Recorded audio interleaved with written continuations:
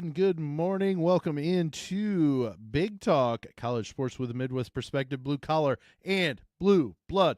I am your host, Sam Sprunger, and as always, joined by, other way, Tony. I hate it when that happens. Yeah, I had it grooving, and all of a sudden I pointed the wrong way. If you're not watching, you didn't see me point the wrong way in the camera. So, but Tony Hollinsworth, Tony, how are we tonight? Doing good. I will say, the last couple weeks I've had a weekly update of something I've posted on TikTok that has aggravated a fan base. This time I didn't. I had a video go kind of viral, almost 180,000 views, 455 comments, a lot of arguments between Ohio State fans and Michigan fans, but it was a Marvel scene that Mike Hughes made for me of where the Hulk and Loki are talking to each other. And he talks about how he's a god, and Hulk smashes him and calls him a puny god. And it's just with Ohio State and Tennessee's logos over each other, and then the final score. And that's actually blew up very quickly because people were a big fan of that. So I have no negativity as far as stirring the pot with any fans. No Clemson or Bama fans coming after me this week, and no new fans doing it either. Well, we've got a lot to talk about. We've got some games to react to. I know, again, we do this the reaction a week late, or not a week late, but later in the week. And you know that we like it that way because it allows us to be able to kind of hear all sorts of different angles, and then we get our ideas and are able to put forward our thoughts. But a lot to react to from last week. The CFP starting last Friday and a week ago today on the December 20th, and the 21st were the other three. But let's start with that first one because there's a lot in this that it wasn't extremely competitive, but if you look at the overall scores, it was the closest game of the weekend. Yes. The number 7 seeded Notre Dame Fighting Irish take down the number 10 seeded Indiana Hoosiers 27-7. Not really that close though, Tony.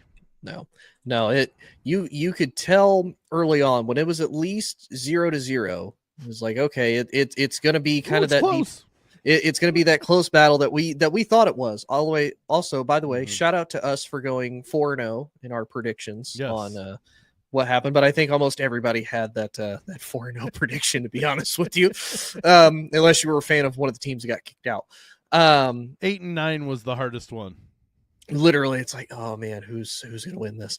But no, it was so close. But then when Jeremiah Love ripped off that 98-yard touchdown for a score, to me, I was like, that's game. That you could just call the game. You could see the air go out of Indiana's sail.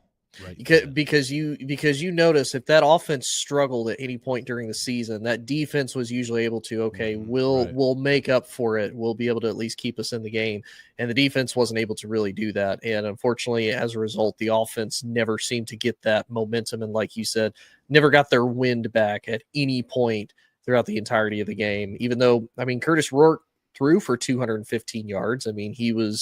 He was the better passer out of him and Riley Leonard, but we even talked about that too, of if I had to pick a quarterback, I would not pick Riley Leonard because I don't even really like calling him a game manager because really he's a game manager at best. At best, yeah, because it's one of those, he makes some throws, but there's not a lot. They're very old school. And I don't know how many people would admit this. They're a very old school mentality of run the ball, ground and pound first, and stifling defense to complement with it.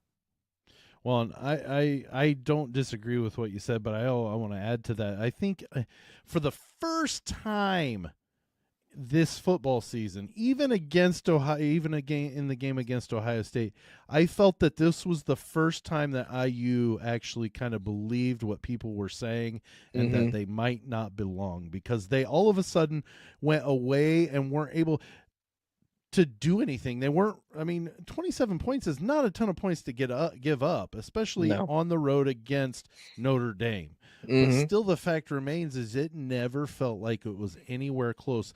If IU scored a point, if they got their field goal, Notre Dame came right back down and scored, and you just did not feel like at any point IU had anything going on, it felt like Kirk Signetti was not coaching for today. He was coaching for next week.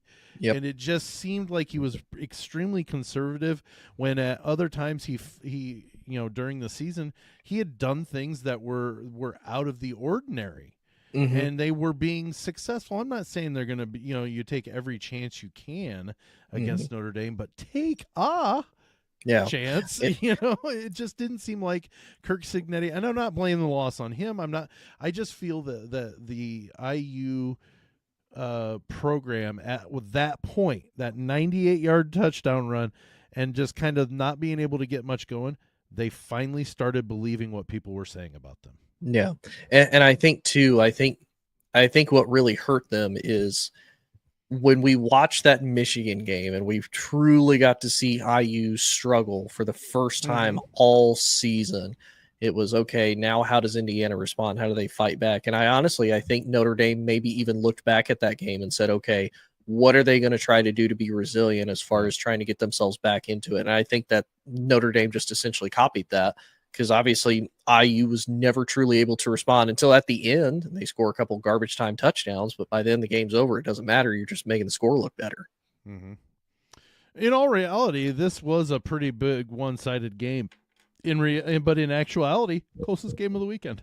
Yeah, I say, yeah, it's the only game that it was only lost by 10 points. Still double digits, but 10 points. I absolutely think IU was better than that game. Yes. They didn't put their best game forward in the playoff. Shame on them, but I don't believe that.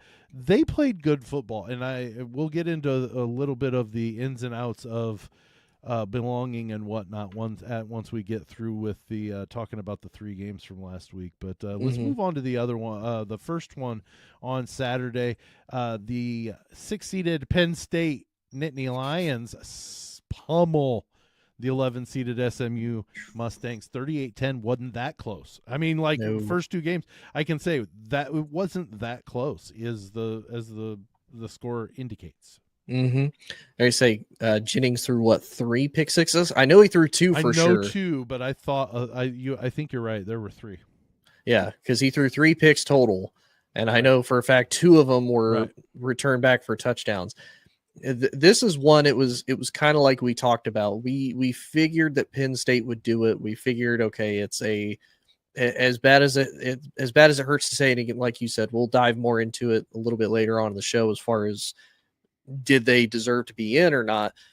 This was definitely a Penn State is the more superior team on paper as far as talent. What they have, the expectations. It's a home game in Happy Valley.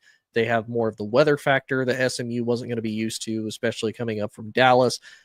Everything said that Penn State should absolutely dominate in this game, and they 100% did. And the bad part is Drew Aller didn't really have a great game. Offensively, Penn State really didn't do anything that made you go, wow, look at Penn State. No, their defense carried them just because of how poor SMU's offense was. But overall, there's still nothing that makes me look at this Penn State team and go, wow, they are definitely a dangerous team in playoffs. It's one of those you guys got a lucky break of facing an SMU team that I think, all honesty, they came in with a lot of hope because of the performance they were able to put on against Clemson. But I do think that Clemson game kind of broke their spirits a little bit, and then they're just overall outmatched coming on the road into Happy Valley and having to take on Penn State as a whole.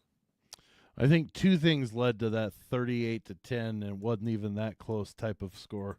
And it was the fact that SMU walked off the plane from Dallas and walked into 30 degrees or less, whipping winds that made it feel even colder, and they wanted to turn around and get back on the plane.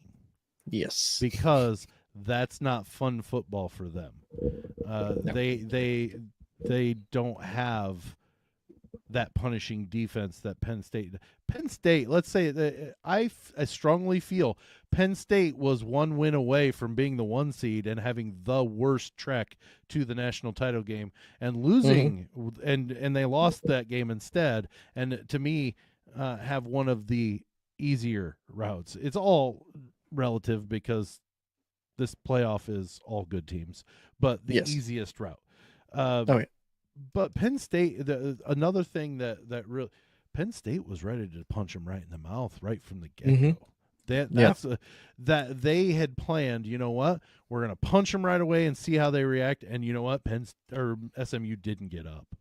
They just did. I stopped paying attention. I would occasionally check it, but I wouldn't see what after the second pick six. Yep. Like, yeah, that's about when I stopped watching, was that second pick six. I was like, all right, there's no way SMU comes back from this. Like if they do, I will be surprised, because I thought, okay, maybe because of the Clemson game. I was like, I don't know if they can after this. Like there's like I said, there was nothing they were doing like, oh yeah, they could maybe make it work. They're doing this pretty well. No, there's nothing I saw. No, they played more like a JV team on a Saturday morning against a far superior program at that point. Like it looked bad. They didn't give up much of a fight. And this is not me at all ragging on SMU. They got a raw, and that's what an 11 seed gets, is a raw seeding. A game that they kind of get stung with a raw deal. Yeah. That was and SMU's draw. And plus, all honesty, like you said, if you're an 11 seed, it doesn't matter how you seed the playoffs, whether you do it how the NFL does, where it does, okay, the 1 seed gets a bye, okay, so you're going to face the 2 seed. If that had been the case, okay, instead of getting your teeth kicked in by Penn State, you're going to get your teeth kicked in by Georgia. Have fun. Take your pick of what do you think is the lesser of two evils. Like they wouldn't be able to have a scenario where I think maybe the two closest matchups where they would potentially have a chance of winning, maybe you could argue a third, would be if they would have a rematch against Clemson, maybe, just because they had faced them a week before. Right. You could maybe have a better matchup against Boise State, because I feel like maybe aside from Ashton Genty, that's probably about the level of equality that they're at as far as overall talent, where they're coming from. The other one that I think is maybe a stretch, but just because of out of the other Power 4 teams that are left as far as quality and who they faced, Arizona State would be the only other one I'm like, you maybe might have a better chance against them. You don't think IU? Yeah, well, maybe. But I'm also trying to look at it as the other higher ranked seeds. Gotcha. Okay. At the current, aside from Clemson, but I'm giving it to Clemson just because they won. They technically did win the ACC, and they already beat Clemson. Yeah. Okay. Fair. Well, Penn State is moving into the next week to the Fiesta Bowl to play Boise State, and we're not going to analyze this one now, but like out of the three Big Ten teams involved, they've got the easiest game by far because the other two play each other. So, but let's move to the Saturday recap or capper. The end of the night is 8-seeded Ohio State absolutely thumps ninth seeded Tennessee Volunteers 42-17. Did you at any point in your mind envision this game being this one-sided for either of these teams? No. When I will say I have not seen Ohio State come out with that type of aggressiveness. Right. And it's going to sound crazy. Did you see the speed Ohio State had in that first quarter? It was like you had set your game to like 99 speed and everybody else is still on like 70 and 80 type speed, watching them run, whether it was a wide receiver, catching a pass, whether it was Travion Henderson or Quentin Judkins, whoever. It was like they were on a completely different level than Tennessee as far as their speed, how Will Howard was playing, even how Will Howard ran. I was like, I don't think I've ever seen this man ran like this. Like all of them, it looked like they could run for 4.2 speed against Tennessee out there. And I think, all honesty, this was an Ohio State team that we watched come out with more fire. And I think they finally they overplayed a team. I think almost all season, with the exception of Oregon, they played down to a lot of their opponents. And I think a lot of that was maybe some cockiness and arrogance of, we do have one of the most talented rosters in the country. We have the coach, we have the offensive coordinator that theoretically should do it because of past success. And I think for most of them, they underplayed it until they faced Oregon. Now, Oregon, I felt they played with that same exact, passion. Now they started to get a little bit cocky, I think, at the end there, because they're like, okay, we've got the ball, we've got time, we have a chance to be able to win it. And then obviously due to, clock management, situational awareness by Will Howard, that ended up basically, fizzling away and they lose the game ultimately. But the Ohio State team that came out with this of, okay, we need to have a revenge game. We did not play our best against Michigan. We're fortunate enough to even be here at this current point because of who we are, because of the fact that we beat Penn State, we kept it close against Oregon. We're fortunate enough to be here. We absolutely have to come out here. And I do agree with a lot of the, with Chris Fowler and Kirk Herbstreit of, I think they honestly came out to play for Ryan Day and for each other.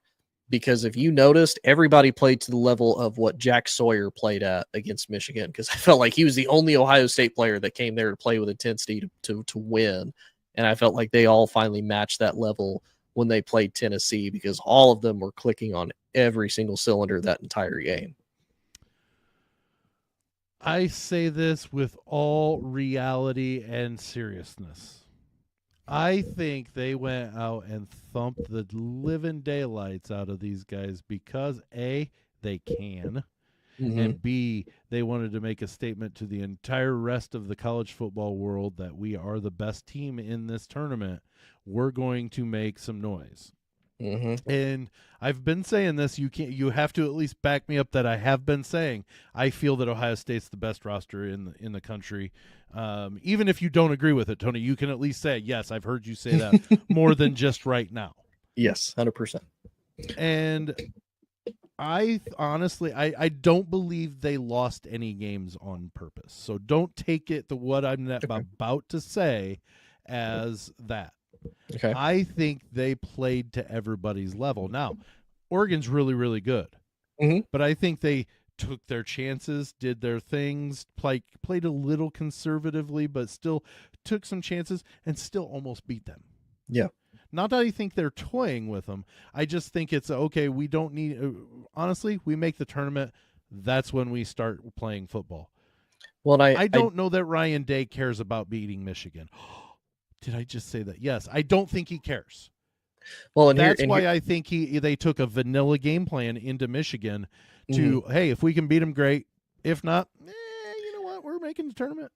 Well, to add to your point and to kind of ask you on it, do you think that maybe because they played more conservatively, Ohio State went into it with the mentality of, we're more than likely going to see this team again, and we don't want to show them everything that we can or will potentially do now. We'll save something in the back pocket for the future. I think they put every single team that's still in the tournament on notice that, hey, we've got more than just what we've been showing all year long. I really do think that's what they've done. I think after that Tennessee game, to me, if they come out and play with even half of that intensity that they played with against Tennessee, they are 100% my personal national favorites to win the title. I agree. Think about this. Of all the teams that people were saying they shouldn't be in the tournament, not one. I beg you to bring me one shred of evidence about somebody saying, well, I don't think Tennessee belongs in this tournament. Oh, I can show you comments from SEC fans that say they didn't. No, not one. Not one realistic. Well, how about that person can say Tennessee did not belong in that tournament. And they got housed by a team that says, or that by people, a team that people say could be firing their coach by the end of Saturday night because Tennessee's going to whoop them. And Neyland. Yeah. And we housed them. So I honestly, I'm not at all a conspiracy theorist. I don't think that they lost on purpose. I think they played down to the level of their opponents week in and week out, and they still blew out most of them. Yeah. They played a 100%. close game against Nebraska. Nebraska wasn't trash. They went through a No. really bad stretch, but they weren't trash.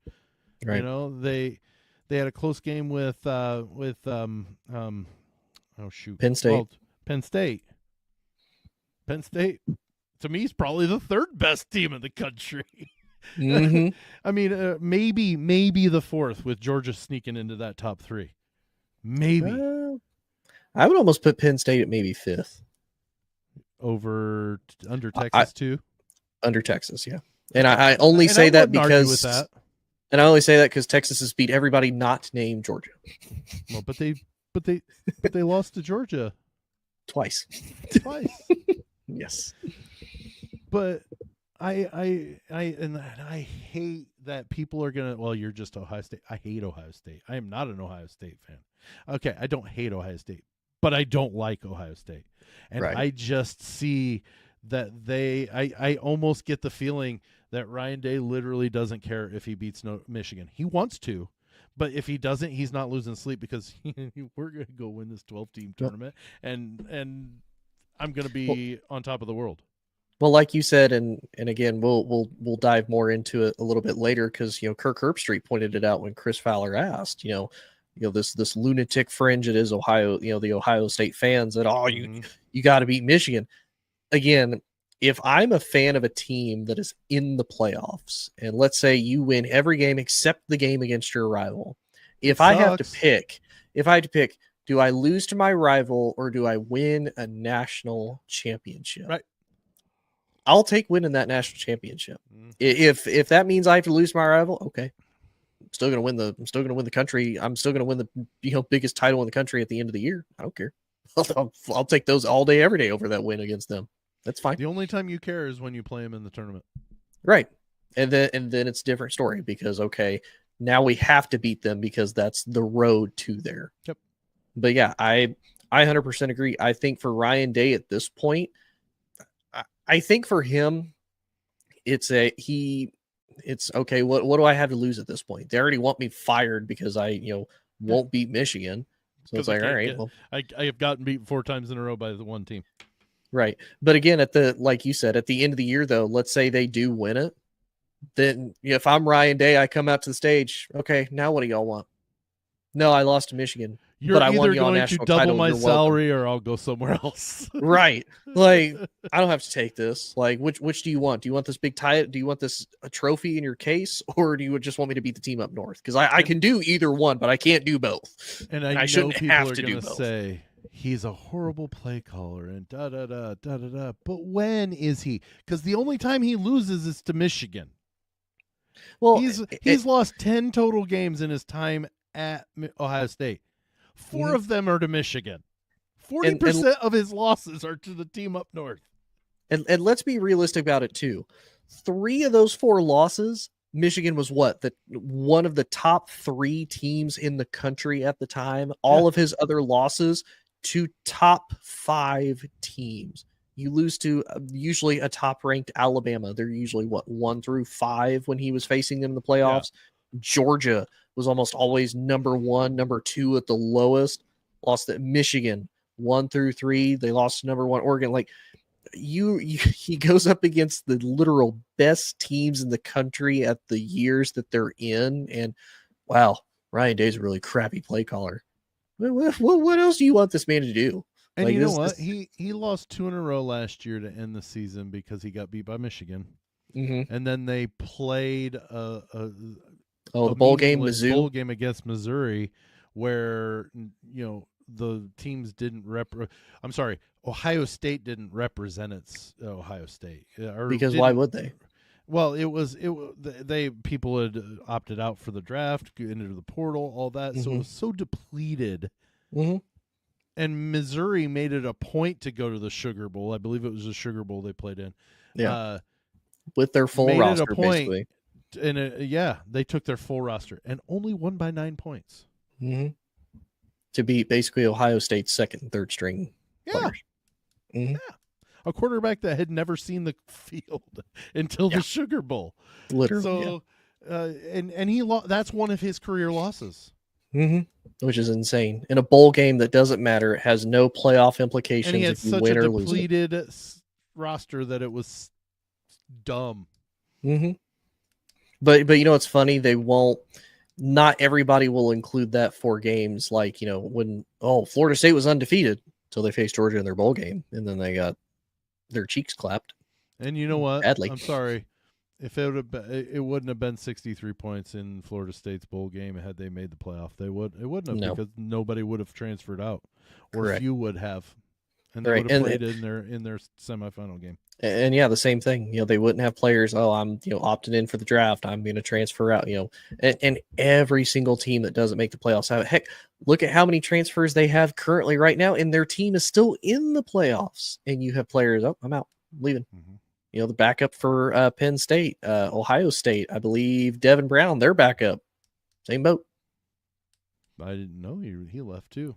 Well, he has put in papers to leave, and he's entered the portal, but he's allowed to stay with the team right now. Correct, and according to I believe the regulations, I believe correct, it's up to the team. And apparently, Ryan Day asked all the team captains, hey, do you still want him here? Do you want me to tell him kick rocks? What do you want me to do? And they all wanted him to stay. So they didn't technically have to leave. No, but yeah.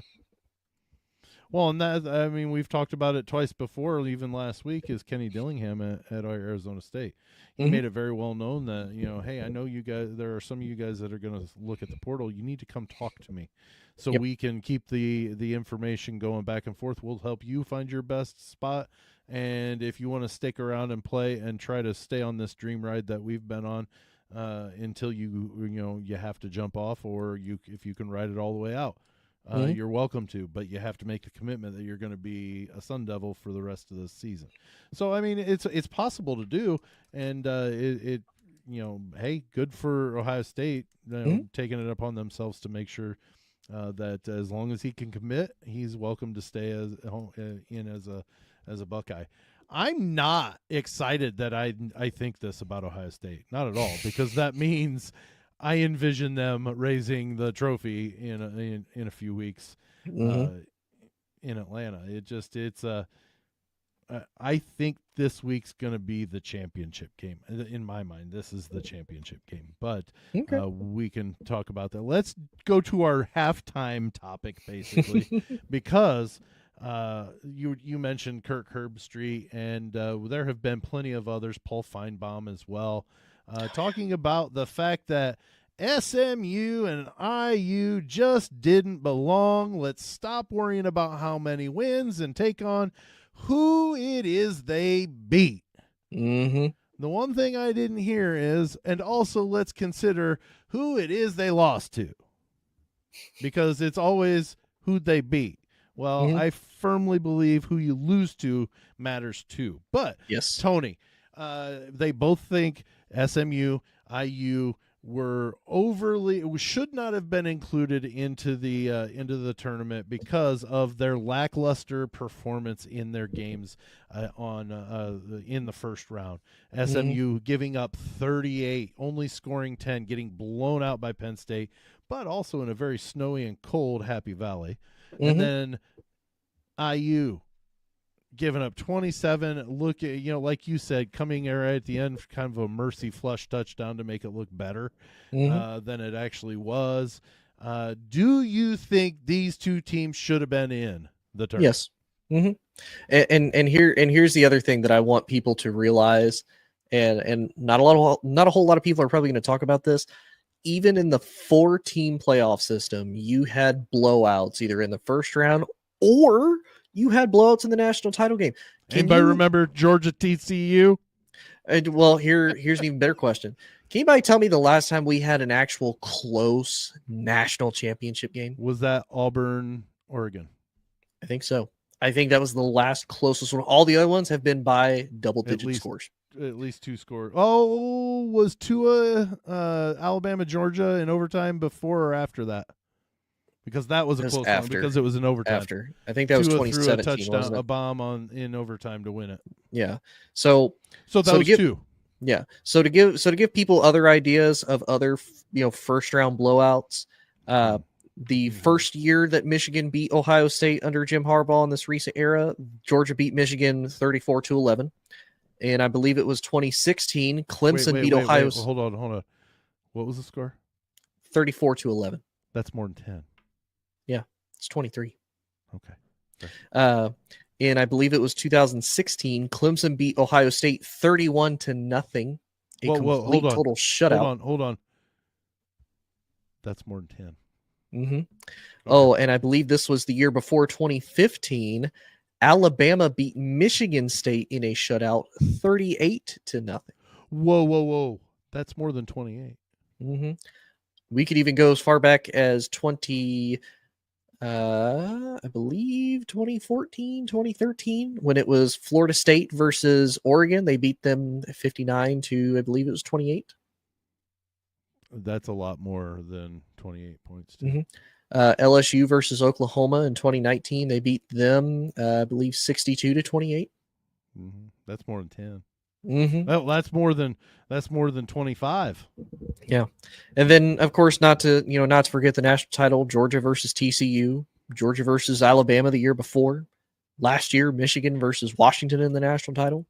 It's really weird. It's like we have blowouts all the time, even in the championship game, Tony. And so here's the other thing I want to tell people, because it's kind of like rubbing salt in a wound, because I know most of these sports fans hate these two guys for just their voice, how they do analytics. Because I'm a Cubs fan.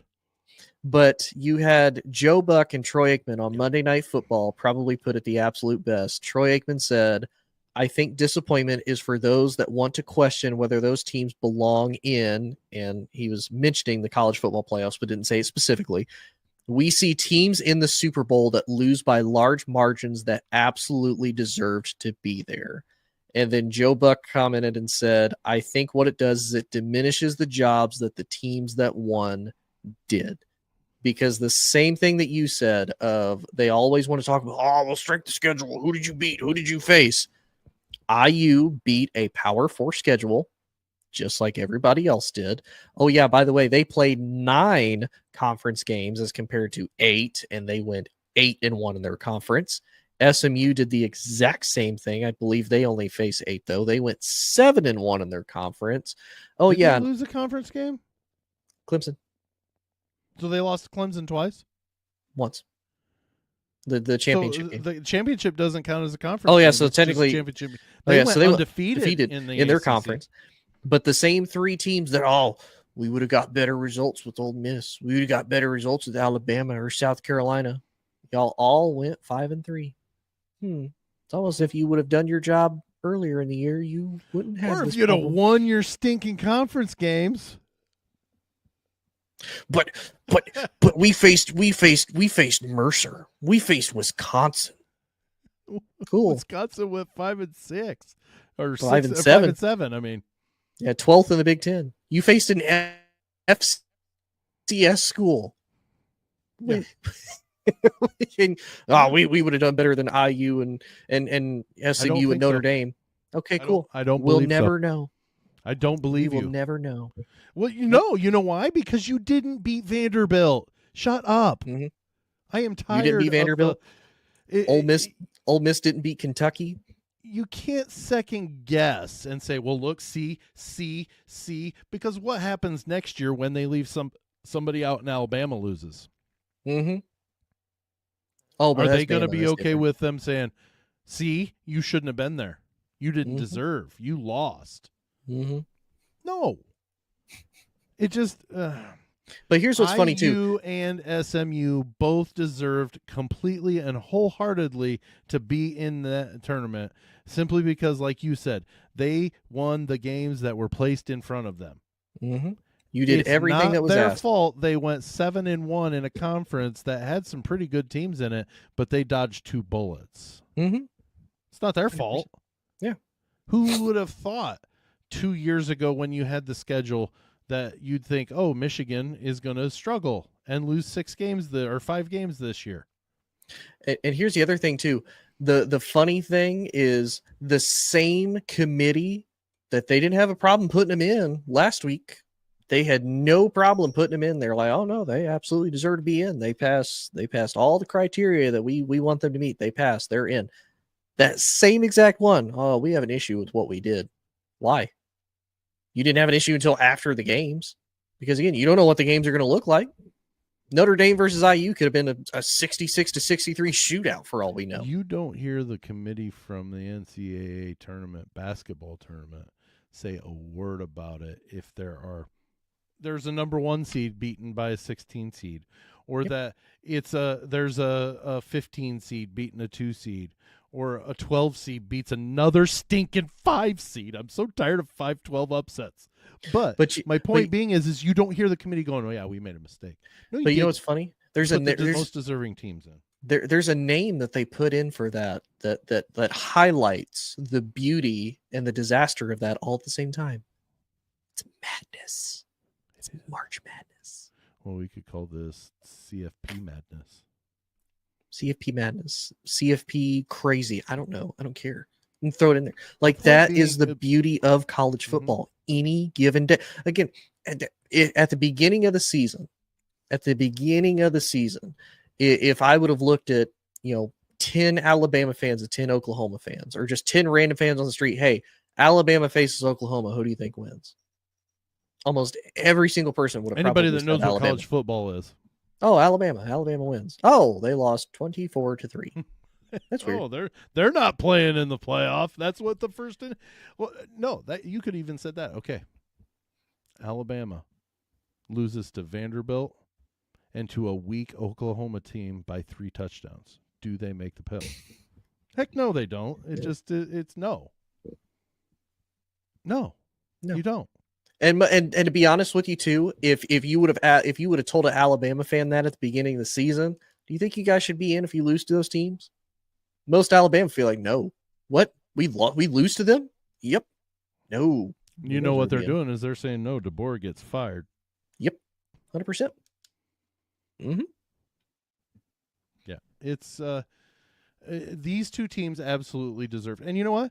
Tennessee deserved to be in this tournament too. Oh yeah, 100%. They were the 12 best teams. They were the 3rd best team in the SEC by record, just behind Texas and Georgia.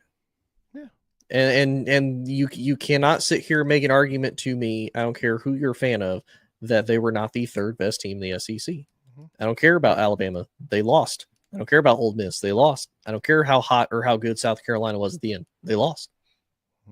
You're right. Tennessee had a better conference record than all 3 of those teams combined. Yeah, the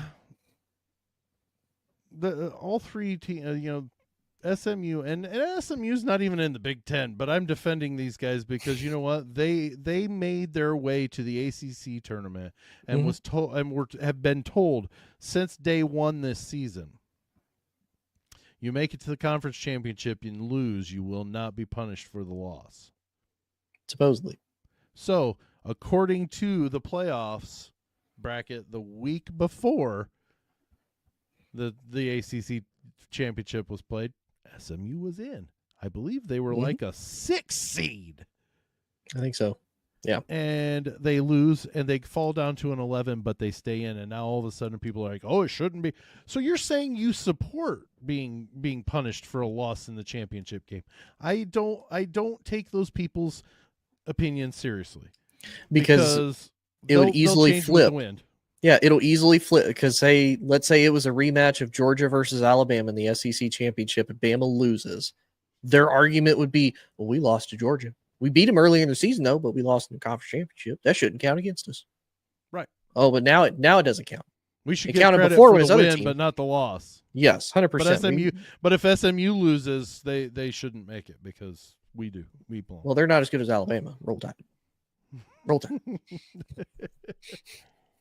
Every time. And that is the funniest thing about, like you said, most delusional fans of they want all the benefits and none of the negatives. Who'd you beat, not who'd you lose to? Yep. And it's like, again, and it's funny because at the same time they would very easily flip that. Like, sure.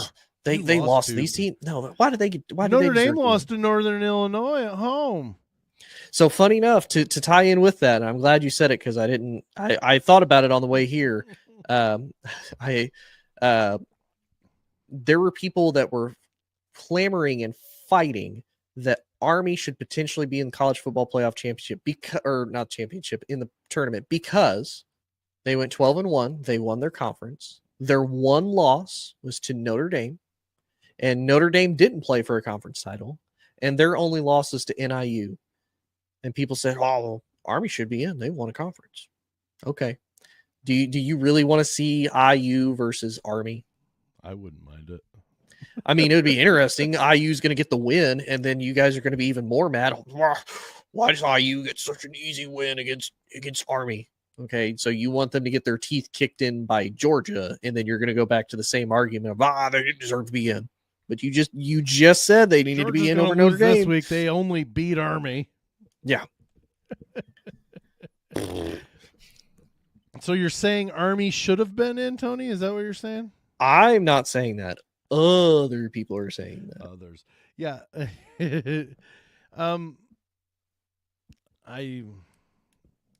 This argument, it baffles me because literally I did not hear a word of this other than from the crazies that these two teams didn't belong. Well, it's funny. It wasn't that everybody's saying they don't belong. Well, it was funny. It wasn't IU as much as it was SMU, because SMU was that last spot because Clemson got it because they won the conference, and they're like, oh, well, they get the 12th seed. It was just SMU. Herbie had it in for IU pretty hard. Yeah, a little bit, yeah. Because he said that, doesn't matter who.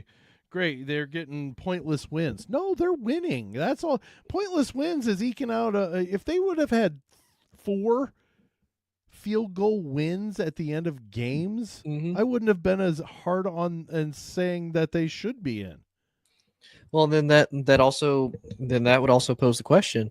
Then you need to have all of these power conferences, the Big Ten and SEC both, stop scheduling cupcake games. Why does Ohio State need to face Ohio or Grambling University, or why does Alabama have to face Mercer and have to face like Arkansas State, Pine Bluff? They're pointless. Tennessee State. Yeah, who would yes, that's not a knocking game. These fine institutions and fine programs, but they're not at the high at the group of 5 or even the Power 4 level. Yeah, and see, you know what?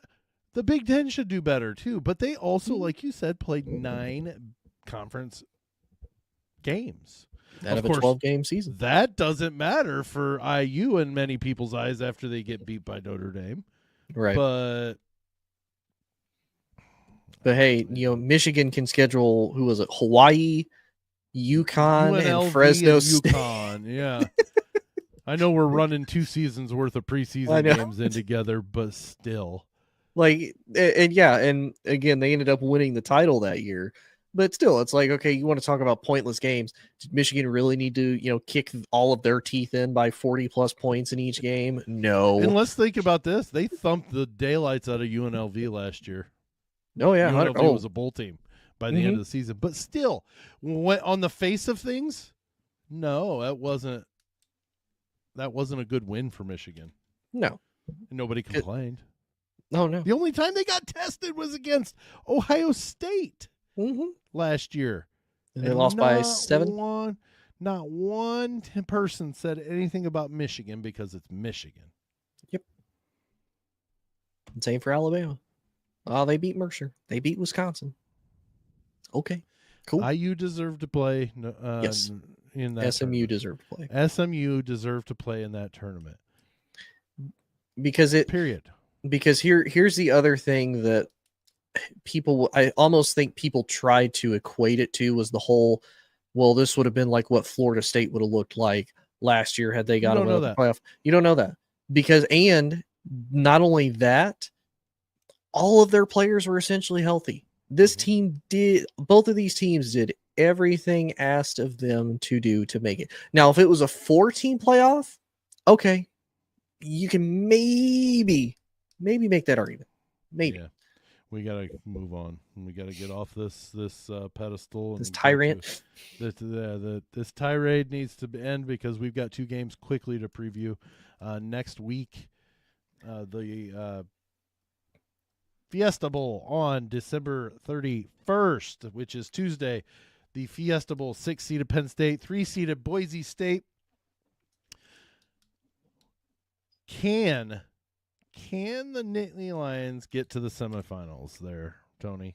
Can they stop Ashton Genty and at least slow him up enough to get to the semis? I think they can. I think overall talent wise, the potential is there. I think the benefit for Boise State and the kind of neutralizing factor for Penn State is the weather, because it's going to be in a warm climate environment. They don't have to worry about, it's not going to be freezing cold. It's going to be in a big old dome in Glendale, Arizona State Farm Arena. Yep. So now I will say the turf there, because I believe it's actual grass. It's real grass. Yep. It rolls out into the sun and then gets pulled back in. Mm-hmm. Now that might be a little tricky for them, especially depending on the weather conditions, if they open the dome or not. But overall, though, I think Clemson should still have a pretty easy path. Who? I like Boise, Clemson, Penn State. I was like, what do you mean what?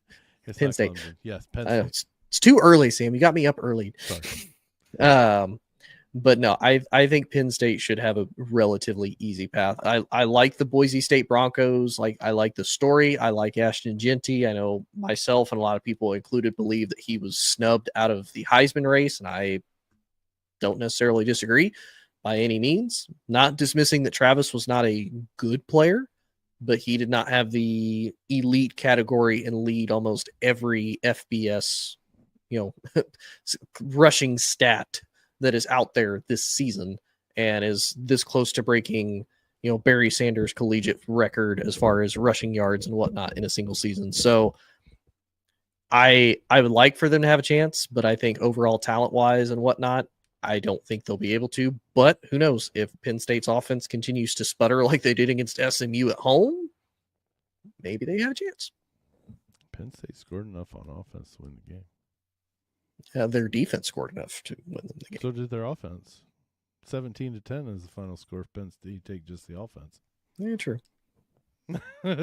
True. But no, if what happens to that I think is going to happen, there better be just as many people saying, well, maybe Boise State shouldn't have been in the tournament, because I think this has got complete blowout written all over it. I really do feel that way, because you shut down one guy, not to say Boise State is only one guy, but you take away that one guy.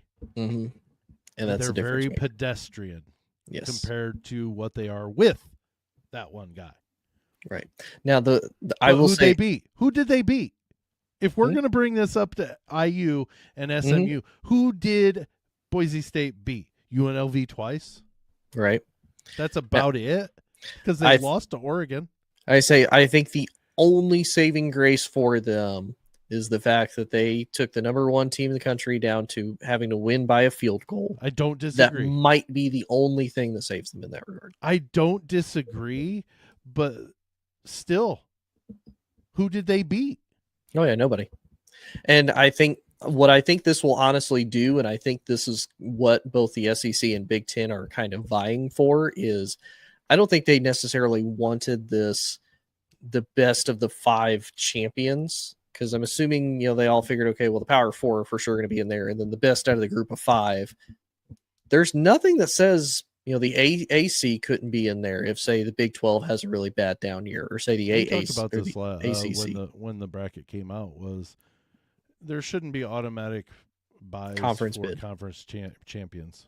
No, because like you said, they shouldn't count against you. You shouldn't be punished. That's the theory that they're putting out there. Because like we said with SMU, if there's an opportunity that they would be out of the playoffs because they lost, why play in it? I'm not going to play in that game. You can't put out a final bracket until the conference championships are over, unless you know that both of those conference participants are in already. Right. But even then, if you don't do it by seeding, you can hold on to that bracket, but the last bracket out will tell everybody whether or not they're getting a bye or whatever. That stuff it should be. Now that might be maybe the only thing. If you lose your conference championship, you don't get the bye. If you win, you do. Yeah. Because of 2 teams being that good. Yeah. But if it's that way, why wouldn't both of them be? buys potentially. But we've got one more game that's probably the biggest one, and we waited until we're almost out of time with it. We gotta save the best for last. I know we'd save it, but on Wednesday, January 1st, 5 p.m., the number 8 seeded Ohio State Buckeyes travel to the Rose Bowl to take on the Oregon Ducks, the number 1 seed, and they're in the Rose Bowl, Pasadena, California. Yep. Tony, I loved this first game that they played. The 1 point, Will Howard needed about 4 more seconds to be able to successfully call timeout, and Ohio State would have had an opportunity at kicking a field goal, which would have, if you don't realize, solidified another Oregon. This would be matchup number 3 had they won. But actually, they wouldn't be playing this week if they had already previously played twice, because they would have been. Well, maybe. I don't know. But anyways. No, I say they would probably switch with maybe I think Oregon would probably be either be in Penn State or Texas's shoes, and they would face either the 12 or the 11th seed. So are you like me to where you think this is the biggest game that we could possibly have in this tournament? I really think so, with the exception of, by some miracle, if we get a Georgia versus Texas part 3, maybe. But now that Carson Beck is out for the entirety of the playoffs, who knows how this Georgia team's going to be. Now the backup Stockton. I don't hear anybody questioning them. Right? Yeah. Anyway. They shouldn't be either. But to be perfectly honest. But I think maybe Georgia versus Texas, maybe even if Oregon is somehow able to win, maybe Oregon versus Texas could also be up there for that. But I think overall, though, from where we think the games are going to go, like obviously, Georgia probably making it to face Penn State, and then Texas facing whoever wins this one. I think this is probably going to be what we would probably want for a national title game, just like how it was Ohio State versus Georgia a couple seasons ago.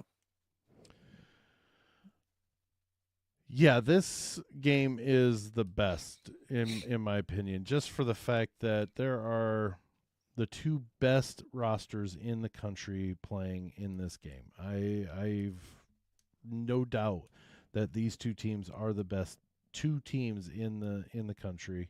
The fact that they're playing in the second round is tragic. Yes. It's tragic that the number 1 team has to play this hard of a game in their first game. It just the way this tournament was set up is horribly set up for Oregon. It's not fair to them, honestly. Yeah. The only thing they got out of this whole tournament was getting a week off. That's it. Yes. Yeah, that's because they have to potentially face Ohio State, and if let's say they win, then they have to potentially go on to face Texas, and then you have to face the winner out of Georgia and Penn State, which is more than likely going to be Georgia, in my opinion. So you think Notre Dame's getting beat? I've seen a lot of people now flip that they think Notre Dame might beat Georgia just because of the quarterback situation. Yeah. But again, out of what I've seen Georgia play as a team collective without Carson Beck, I still don't think Notre Dame will win. Yeah. Sorry to sidetrack you, but about the Ohio State-Oregon game. But nonetheless, I mean, you got to think about that, though. Like, potentially Oregon has to face Ohio State, more than likely Texas, and then more than likely Georgia. The absolute toughest gauntlet of teams that you have to face to potentially win a national title. I don't mind what the NFL does with their playoffs, where they take the number 1 seed will play the lowest seeded team in the playoffs. That's remaining. That's remaining, and number 2 seed plays. There's no tree. It's ever flowing, and I prefer that because you know what? There's it's called a reward because they play the season. You make the season matter then, right? And granted, the season has to matter for these guys to get there. Just not to lose 3 at least now, right? Or make sure you win your conference tournament, right? Or tournament. conference championship. Wrong sport. Almost Yeah. there. So I'm picking Ohio State in this game. Funny enough, they're favored by 2.5 points. I'm picking And again, Ohio State.